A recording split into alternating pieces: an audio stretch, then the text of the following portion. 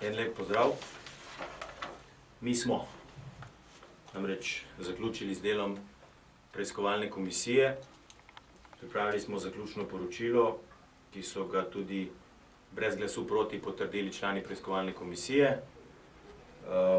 Gre za končno poročilo na 1040 straneh, ki je sestavljen iz dveh delov.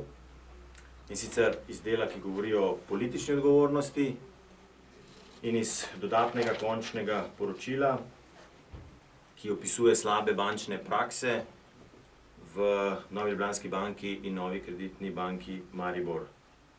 Samo slednjih, torej v dveh največjih državnih bankah, je za 550 strani. Skupaj z imeni, priimki, izpiski posameznih delov zaslišanj, ki so relevantni za dokazovanje izpostavljenih slabih bančnih praks, skupaj z izjavami skritih prič, dokumenti, elektronskimi sporočili in ostalo medsebojno korespondenco, ki smo jo zasegli med dokumenti, skladno z izreki oziroma sklepi sodišč. Lahko rečem, da je vsak izmed zapisanih sklepov ali pa ugotovitev podprt z bodisi listninskimi dokazi, bodisi z izjavami prič, ki smo jih zaslišali pred preiskovalno komisijo na odprtih in zaprtih delih zaslišanj. Sam del, ki govori o politični odgovornosti, je pripravljen v 3 inačicah zaradi vsebovanja podatkov, ki so označene z oznakami bančna tajnost, poslovna skrivnost oziroma zaupno. Javnosti bo dostopen dokument, kjer bodo podatki oziroma navedbe iz dokumentov z oznako ZBAN, torej bančna tajnost in poslovna skrivnost, ter iz dokumentov z oznakami zaupno počrnjeni. Poslancem pa bodo dostopni preko elektronskega sistema poročila, ki bodo imela počrnjena samo tisti del, ki je z oznakami zaupno, ker pač Zakon o varovanju dokumentarnega gradiva s to vrstno oznako terja posebno vrsto varovanja za ogled tudi tistih dokumentov, ki imajo, oziroma tiste inačice, ki ima tudi vse zaupne podatke, bodo poslanci pač morali se podati po istih poteh, kot sem se sam večkrat v preteklih 3 letih, namreč v tiho sobo, da bodo prebrali tudi ta del poročila. Kar se tiče pa tistega dela, ki govori o kaznivih dejanjih in slabi bančni praksi, torej o načinu, kako so v teh naših največjih državnih bankah poslovali, bo pa dostopno pač samo poslancem preko sistema UDIS in prvenstveno seveda kriminalistom in SDT-ju. Mi smo na podlagi zbranih dokazov, dokumentov in pričanj sprejeli številne bistvene ugotovitve. Dovolite mi, da vam jih sedaj predstavim. Nekaj bistvenih ugotovitev se dotika bančnih struktur, torej bank in organov, ki so povezani z bankami. Preiskovalna komisija ugotavlja, da je Banka Slovenije v obdobju ekspanzivne kreditne rasti zanemarila kreditno tveganje, posebej v obdobju, torej, ko so se ekspanzivno polnili portfelji bank. Za neustrezno in prepozno ukrepanje v obdobju med 2004 in 2013 nosi Banka Slovenije objektivno odgovornost, oba guvernerja v tem obdobju, gospod Gaspar in gospod Kranjec, pa tudi subjektivno odgovornost. Enako velja za viceguvernerje, ki so pokrivali nadzor bančnega poslovanja. Uprave in kreditni odbori NLB v času Marjana Kramarja in Draška Veselinoviča morajo po mnenju preiskovalne komisije prevzeti odškodninsko in kazensko odgovornost za slabe bančne prakse, ki so se razrasle v poslovanju te banke, tudi zaradi neupoštevanja določil in navodil regulatorja, neustrezen nadzor in pa zavlačevanje pri sprejemanju ustreznih ukrepov, ki bi omejile razraščanje slabih kreditov. Uprave in kreditni odbori NLB v času Boža Jašoviča po našem mnenju nosijo predvsem objektivno in subjektivno odgovornost za prepočasno in neustrezno ukrepanje pri upravljanju s slabimi naložbami. Ključna odgovornost tedanjega predsednika uprave, gospoda Janševiča, leži v tem, da se je vsaj v prvem delu svojega mandata preveč naslonil na strukture in kadre, ki so pripeljali banko v krizo. Uprava in kreditni odbori nove kreditne banke Maribor v času Matjaža Kovačiča, enako kot v primeru NLB, po mnenju preiskovalne komisije, morajo prevzeti kazensko in odškodninsko odgovornost za slabe bančne prakse, kazniva dejanja, za neustrezni nadzor nad bančnim poslovanjem, neupoštevanjem opozoril strokovnih služb in neustrezni nadzor nad poslovanjem odvisnih družb. Prav tako nadzorni odbori NLB in NKBM niso opravljali nadzora skladno z naloženo skrbnostjo zakona o bančništvu. Preiskovalna komisija je v več primerih ugotovila konflikte interesov in pretirano zlizanost med nadzorniki in posameznimi člani uprav, kar je rezultiralo seveda v neustreznem nadzoru in tudi posredno v povečale stroške sanacije bančnega sistema. Neposredni primeri so podrobno opisani tudi v tistem dodatnem končnem poročilu. Kar se tiče odgovornosti vlad Republike Slovenije. Pomanjkanje politične volje za iskanje odgovornih za prvo bančno luknjo je po mnenju preiskovalne komisije eden od vzrokov za nastanek druge bančne luknje. Slabe bančne prakse in odgovorni za te slabe bančne prakse se namreč niso sankcionirali, še več, nekateri so uspešno uspevali tudi v postsanacijskem obdobju, krivda za to leži v vladah med 1997 in 2002 letom. Vlada mandatu 2004-2008 ni uspela dokončati naložene privatizacije NLB, s tem pa je bilo strukturam v NLB dopuščeno, da so nadaljevale s slabimi bančnimi praksami. Deloma so se samo premaknili v podružnice in ostale podrejene družbe zunaj Slovenije, kjer je potem pospešeno nastajala bančna luknja. Preiskovalna komisija je zaradi tega vladi Janeza Janše pripisala objektivno odgovornost. Nadzorni sveti bank v večinski državni lasti v obdobju 2002 do 2013 so objektivno in subjektivno odgovorni za slabo opravljen nadzor nad bančnim poslovanjem v bankah, ki so jih nadzirali. Vlada Janeza Janše v obdobju 2004-2008 nosi objektivno odgovornost za imenovanje nadzornikov, ki niso ustrezno opravljali nadzora v banki v času napihovanja bančnega portfelja. Vlada Boruta Pahorja pa za imenovanje nadzornikov, ki niso poskrbeli za ustrezno in pravočasno ravnanje s nastalimi slabimi naložbami.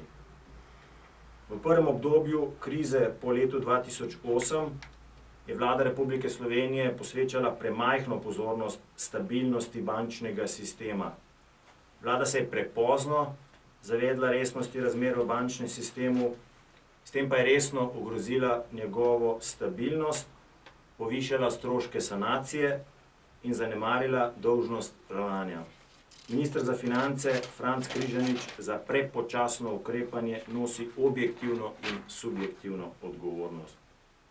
Vlada Boruta Pahorja nosi tudi objektivno odgovornost za neprimerno strukturo ukrepov na področju bančnega sistema, glede na zatečene težave slovenskih bank, ki so bile nadpovprečno prizadete predvsem zaradi kopičenja kreditnih tveganj in potrebe po prestrukturiranju slabih terjatev.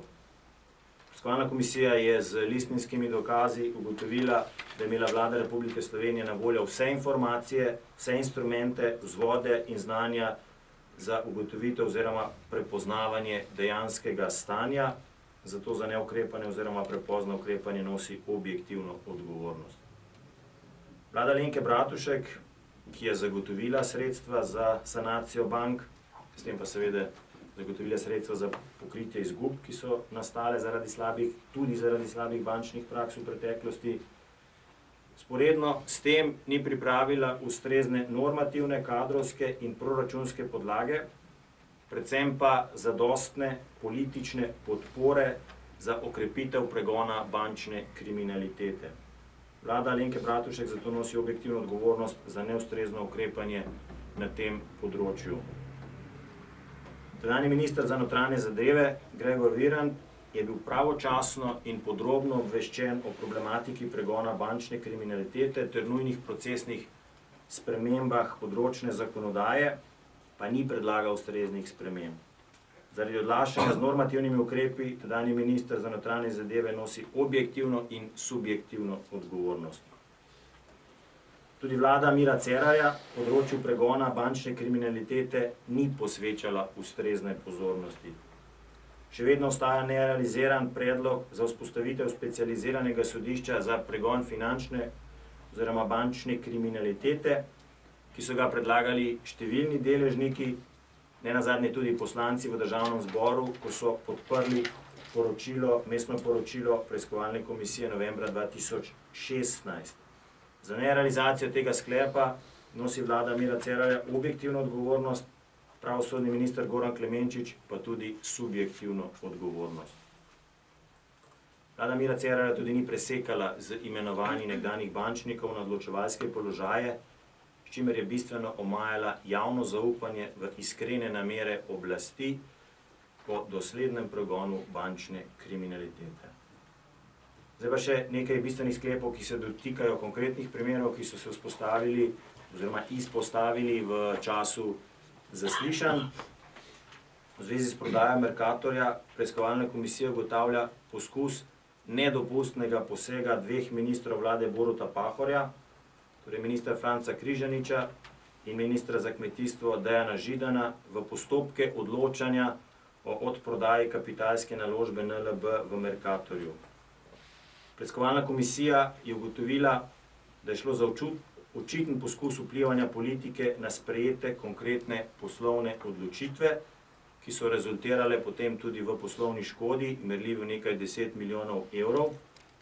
Tovrstno ukrepanje pa ni združljivo z doktrino korporativnega upravljanja po smernicah OECD, kar je bilo nenazadnje tudi podlaga za ustanovitev AUKN. Naprej, izgradnja športnega objekta v Stožicah je davkoplačevalcem povzročila za več kot 130 milijonov evrov neposredne škode v bančnem sistemu, poleg tega pa še za nekaj 10 milijonov evrov gospodarske škode podjetjem, ki so sodelovala pri projektu. Izgradnja objekta je bila tako dražja, kot če bi se izvajala izključno v obliki javne investicije. Banke v domači lasti so pri zagotavljanju sredstev za izgradnjo objekta kršile temeljne standarde bančnega poslovanja, sprejemali odločitve v svojo škodo in odlašale z konkretnejšimi odločitvami. Po mnenju preiskovalne komisije, brez močnega vpliva politike v takšnih odločitev banke ne bi sprejele.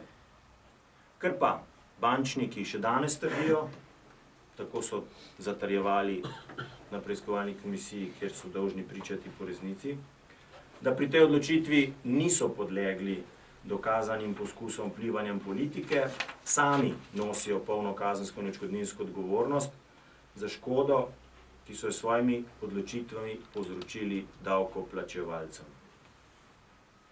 Preiskovalna komisija je v zvezi z dokapitalizacijo NKBM aprila 2011 ugotovila tudi kršitev, ki v temelju ruši zaupanje v javno skladno delovanje Vlade Republike Slovenije. Vlada Republike Slovenije namreč na predlog Ministrstva za finance na spletni strani Vlade Republike Slovenije objavila sklep, ki se vsebinsko pomembno razlikuje od sklepa, ki ga je vlada dejansko sprejela na seji. Z vidika zagotavljanja zaupanja državljanov v zakonitost delovanja vlade pomeni takšno, pa naj si gre za zavedno ali nezavedno ravnanje Vlade Republike Slovenije, najhujšo možno kršitev transparentnosti in javnosti delovanja vlade. Zato kršitev Ministrstva za finance in odgovorni vladi Boruta Pahorja nosijo objektivno, glede na posledice pa tudi subjektivno odgovornost. In še, preiskovalna komisija ugotavlja, da je šlo v primeru dokapitalizacije NKBM aprila 2011 za namerno ravnanje vlade, ki je poskušala svojo vlogo pri odločitvi o dokapitalizaciji zakriti pred domačo in tudi tujo javnostjo na način, da uradno ni sprejela nobene odločitve. Preiskovalna komisija je mnenja, da ravnanje tedanje vlade Republike Slovenije terja politično odgovornost, ki bi morali prevzeti nosilci tedanje oblasti, predvsem tedanji predsednik vlade Borut Pahor in finančni minister Franc Križanič. V omenjenem primeru gre za objektivno, pa tudi subjektivno odgovornost Franca Križaniča in Boruta Pahorja. Kot veste, je v tem primeru nastalo škode davkoplačevalcev za približno 60 milijonov evrov. Na podlagi teh bistvenih ugotovitev je preiskovalna komisija sprejela tudi 3 predloge sklepov, in sicer, da se celotno poročilo posreduje kot naznanitev sumov kaznivih dejanj Nacionalnemu preiskovalnemu uradu in specializiranemu državnemu tožilstvu. Poleg tega, da preiskovalna komisija oziroma državni zbor na podlagi tega predloga sklepov Nacionalnemu preiskovalnemu uradu in specializiranemu državnemu tožilstvu preda kopije celotne, pridobljene, zasežene in na kakršenkoli drug način dostopane dokumentacije, ki je bila podlaga za nastanek tega poročila. In pa, glede na to, da še vedno obstaja dolg iz vmesnega poročila novembra 2016, predlagamo ustanovitev specializiranega sodišča za pregon finančne oziroma bančne kriminalitete, vendar tokrat z malce drugačnim sklepom, in sicer v smeri, da predlagateljem iz prvega odstavka 149. člena Poslovnika Državnega zbora predlagamo, da na krajšem možnem času v proceduro vložijo predlog zakona o tem specializiranem sodišču. Gre namreč za to, da s tem dajemo podlago, vkolikor bo ta sklep sprejet, da tudi drugi deležniki referirajo na ta sprejet sklep, glede na to, da se mandat zaključuje, torej Državni svet ali posamezna poslanska skupina v naslednjem sklicu mandata in se opre na ta sklep te preiskovalne komisije, s čimer dajemo na nek način dodatno težo tistemu predlagatelju, ki se bo odločil pač uresničiti ta predlog. Po mojem mnenju, po našem mnenju bi to sicer morala biti vlada in sicer kar najhitreje mogoče, glede na to, da se vsi strinjajo, še celo predsednik vlade, gospod Cerar, je na zaslišanju pred preiskovalno komisijo potrdil, da je potrebno to sodišče ustanoviti, vendar ker se nič ne premakne, mislim, da je potrebno nemudoma pristopiti k temu. To je z moje strani glede predstavitve vse, zdaj pa na voljo za vprašanje.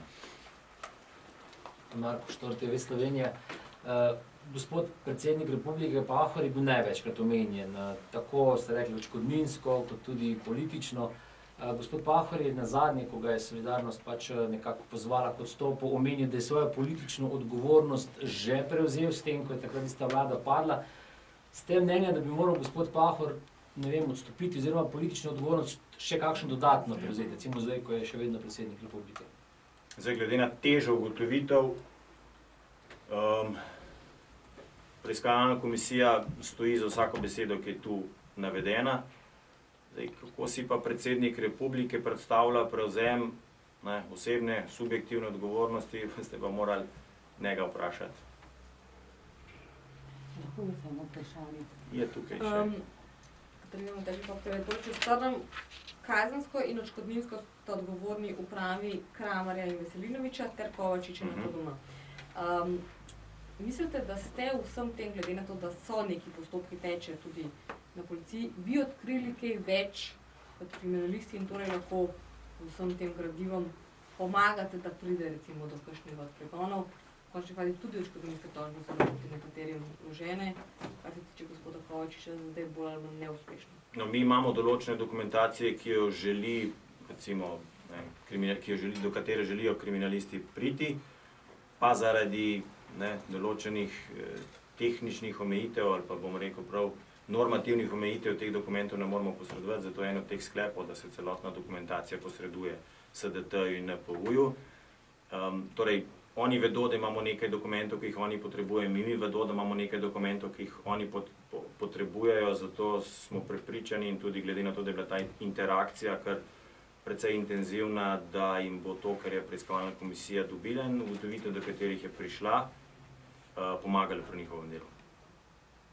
Tam je bilo eno vprašanje. Ja, prej ste omenili na začetku,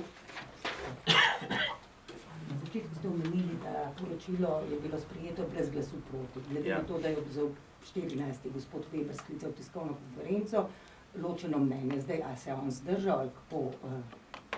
Ja, zdaj, če je brez glasu proti, pomeni, da nihče ni glasoval proti.